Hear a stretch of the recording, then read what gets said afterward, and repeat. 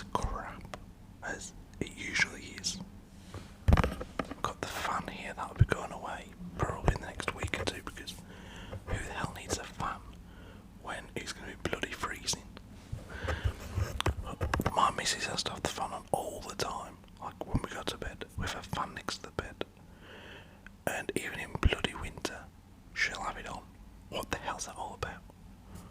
I'm like, turn it off, I am fucking freezing. Anyway, she says it's about the sound of some bloody waffle, I don't know. Okay, today we're going to talk about, well, I'm going to give you my thoughts rather than really talk. It's just a one-way conversation. This is me talking, you listening or sleeping if you've already fallen asleep. If you have, I'm pretty good at this, ain't I? You're going to talk about the new, I'm going to call it Game of Thrones series or spin-off, House of the Dragon. House of the Dragon. It doesn't sound right to me. House of Dragon also doesn't sound right, but putting the in there just makes it sound a bit awkward. House of the Dragon. House of Dragon. Yeah, I don't know. So let's wind back the clocks here because we have to go back to Game of Thrones really, and my thoughts on that too. Sort of set the scene for this, I guess. Game of Thrones came out on, like the series did, years ago now, the first series, and I'd read about it before it came on the TV. Like I'd read interviews or whatever, previews, I guess. So wow, this sounds really good. And in the article they said, it was based on X amount of books, whatever, by George R.R. Martin.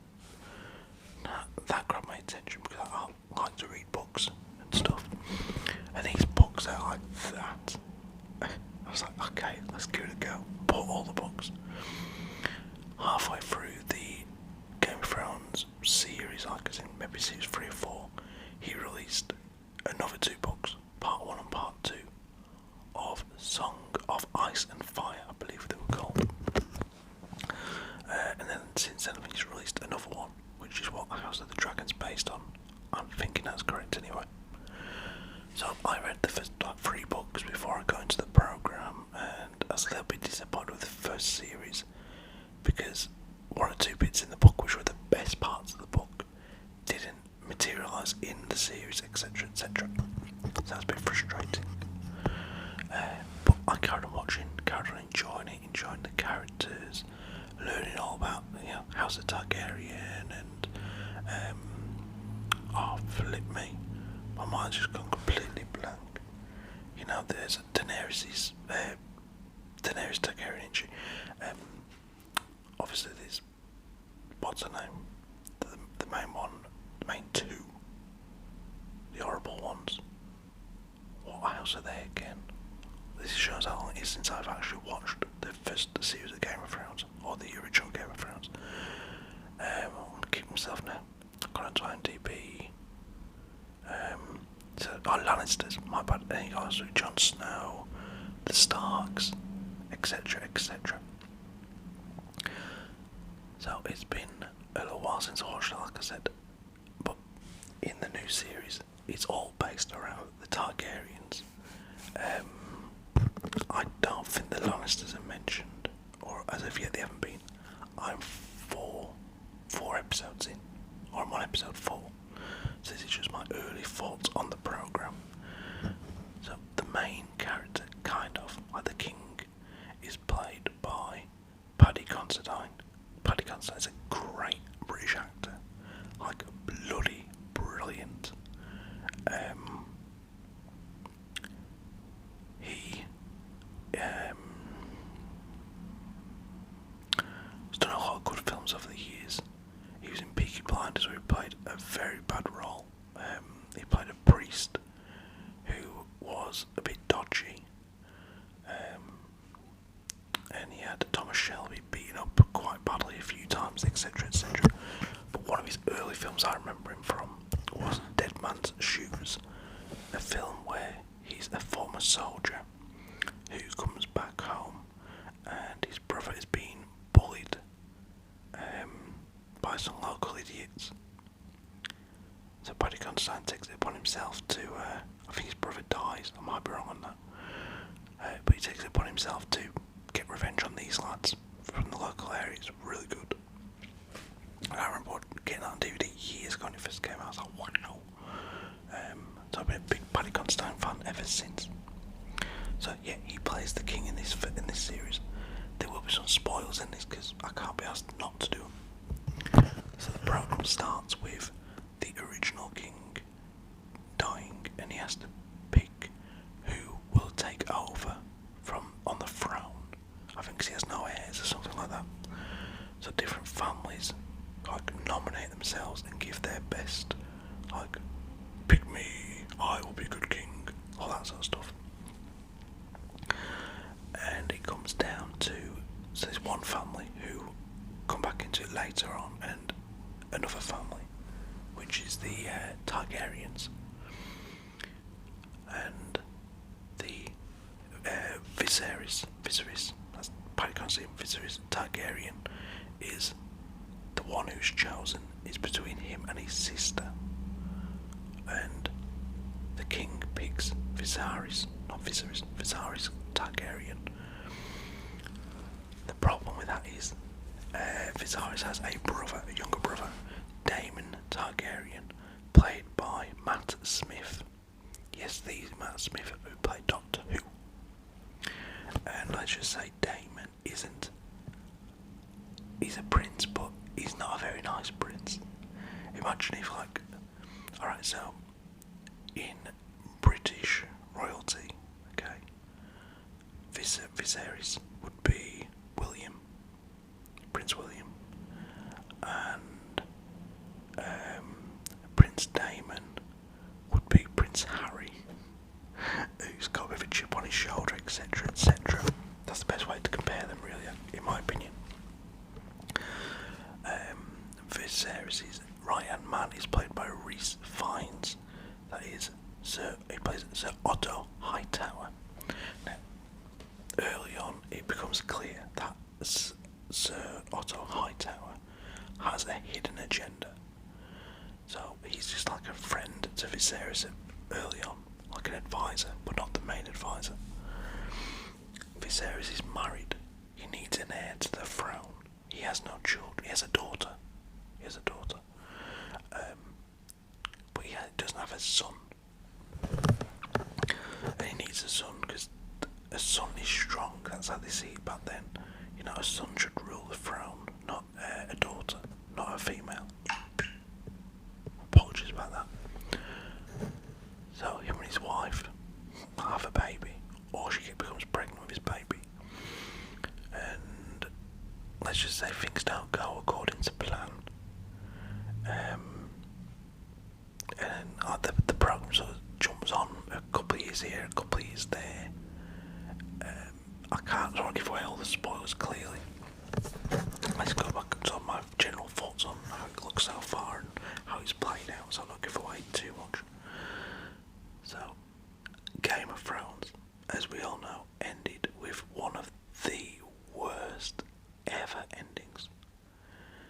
For how much time and effort and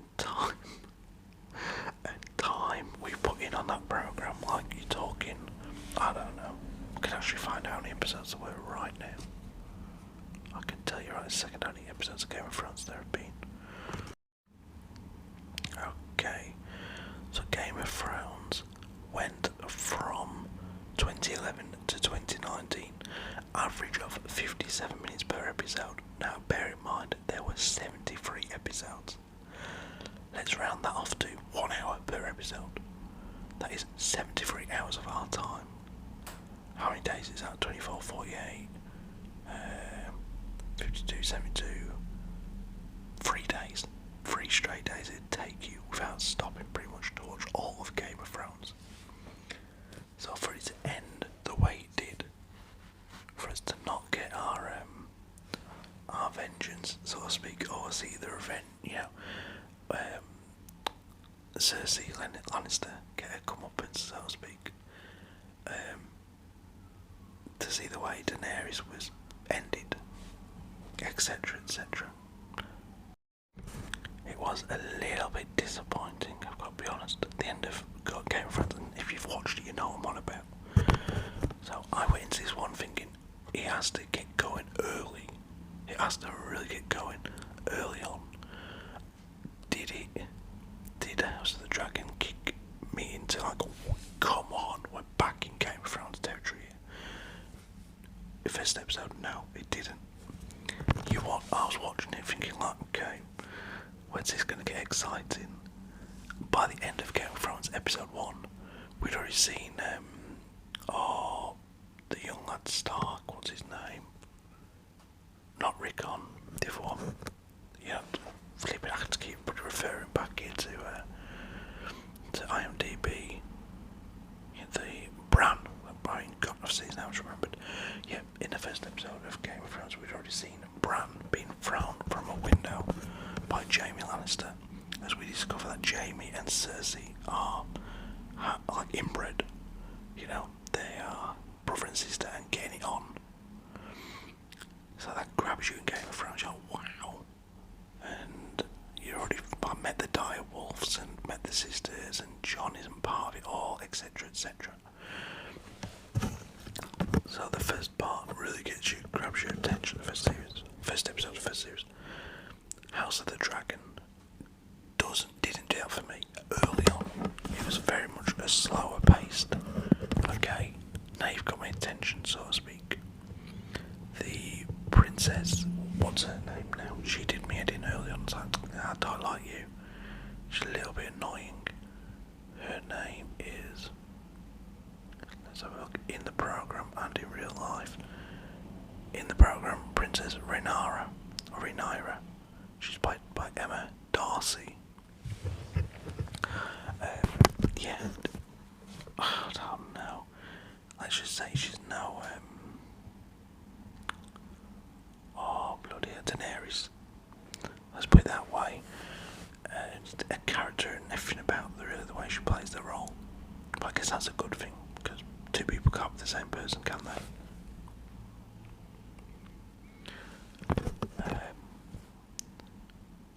But yeah, Paddy Considine. I mean, I like the fact that they keep it to a very British cast.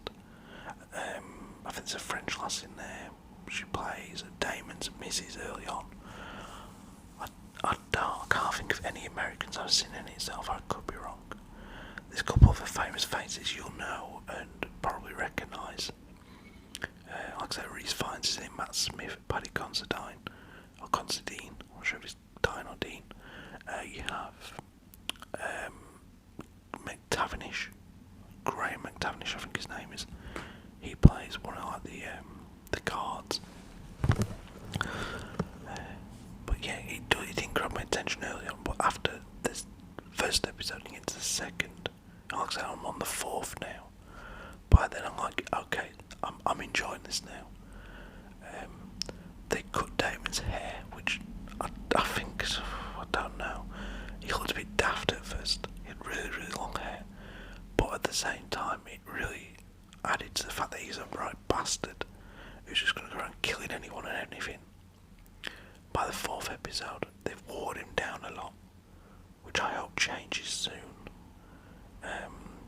He don't feel half as intimidating or as dangerous in the fourth episode as he did in the first, which is a little bit frustrating, as I say.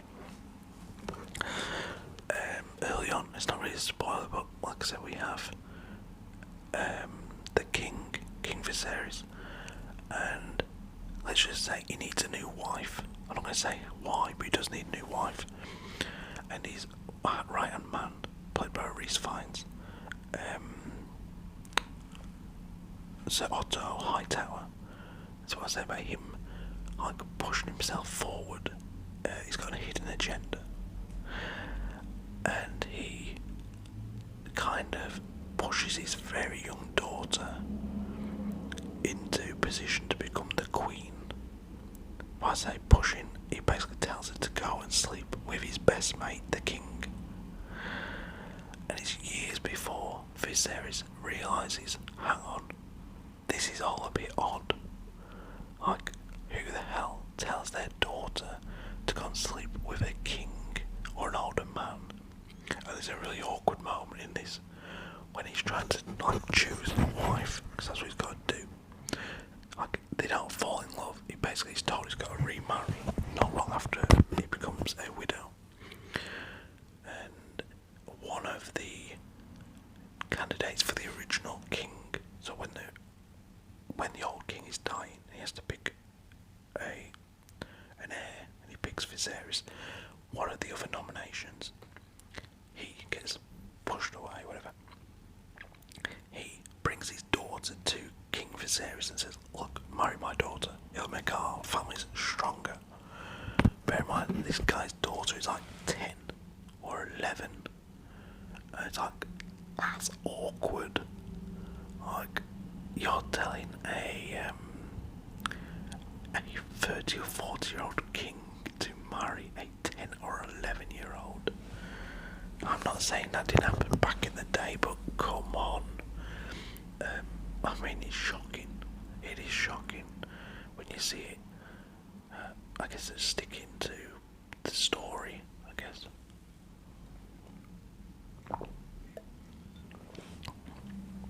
And yeah, but he ends up with a new wife. Like I said, it's a bit of a spoiler, but he ends up marrying the daughter of his right-hand man. And his right-hand man is always there on his shoulder. Otto Hightower is to say, look, this is you know, you need to look at this, you shouldn't be doing that, you need to make this decision. And he always seems to be to benefit Hightower, never to benefit the kingdom. Like I said, he has a hidden agenda. He's desperate to get like Daemon sent away because he's a danger to him getting ahead. He's happy to see the king's daughter Rhaenyra be pushed away, etc., etc., and get his daughter in there first with a son, because they have a child basically. So now you got the daughter, his original daughter, Princess Rhaenyra, is it? Who, she's the original daughter of King Viserys. And then you've got his new child with the daughter of his friend, Sir Otto Hightower. So one of them, or Daemon, will become the new heir to the kingdom, to the throne. So he's got his friend saying, you need to make my grandson the heir. He's your son, your only son. But he'd already promised it to his daughter earlier on in the city. It's bloody bonkers. Imagine Succession. If you've never seen Succession, you're missing out. I tried it, couldn't get into the first 2 or 3 times, and the 4th time I was stuck with it. It was bloody brilliant. Now that series, imagine that if you have watched Succession with Brian Cox, etc., etc. Imagine that, but with swords and dragons. Oh, we haven't talked about the dragons. The dragons are so cool in this. They've not took a backward step, in my opinion, from Game of Thrones. If anything, probably pushed it forward. And whereas in Game of Thrones, you see him sparingly, you don't see him too often early on. In House of the Dragon, you see him a lot more early on, a lot more. And I'm hoping we see some White Walkers. If you've watched Game of Thrones, you know what I'm on about. I really hope as these sit in the buried in the first series, maybe in the 2nd or 3rd or whatever, of House of the Dragon, I'd love to see some White Walkers. That'd be so